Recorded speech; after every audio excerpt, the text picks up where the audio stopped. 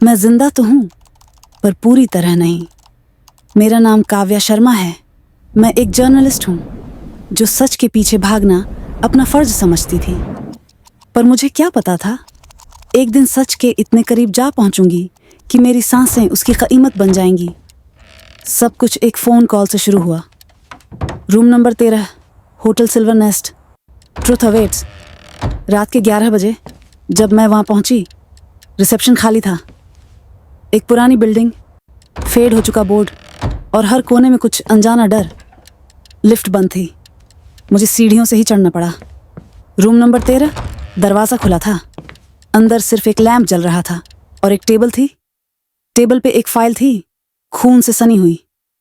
उस फाइल पे लिखा था, victim Kavya Sharma, time of death 12 बजे रात। मुझे लगा कोई प्रैंक है। तभी पीछे से किसी ने मुझे धक्का दिया और मैं बेहोश हो गई। सच के पास आना आसान है, उसे जिंदा बचाना मुश्किल। जब होश आया, मैं पुलिस स्टेशन में थी। इंस्पेक्टर रंजन मुझे घूर रहे थे। तुम्हारे फिंगरप्रिंट्स उस मर्डर फाइल पे मिले हैं कव्या। मर्डर? किसका मर्डर? एसीपी प्रवीण का। तुम्हारे कल रात fingerprints वही उस murder फाइल file उनके पे पास मिले हैं, थी कव्या। और उनका गला कटा हुआ था। मैं सब कुछ बताना चाहती थी, पर किसी ने विश्वास नहीं किया। मैं अपनी इन्वेस्टिगेशन खुद करने लगी। एसीपी प्रवीण एक ब्लैकमेल रैकेट का हिस्सा थे, जहां हाई प्रोफाइल लोगों को डरा कर पैसा लिया जाता था। और वो फाइल मेरी ही पुरानी अंडरकवर स्टोरी थी।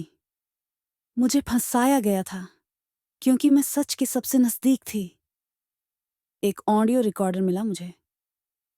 अगर काव्या को कुछ हुआ तो समझ लेना कि ये सिस्टम सिर्फ बदनामी से नहीं, खून से भी डरता है।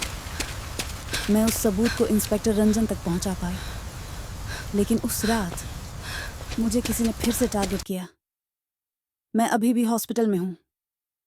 गोली गर्दन के पास से निकल गई, पर मेरी आवाज चली गई। पर मैं लिख रही हूं सच को।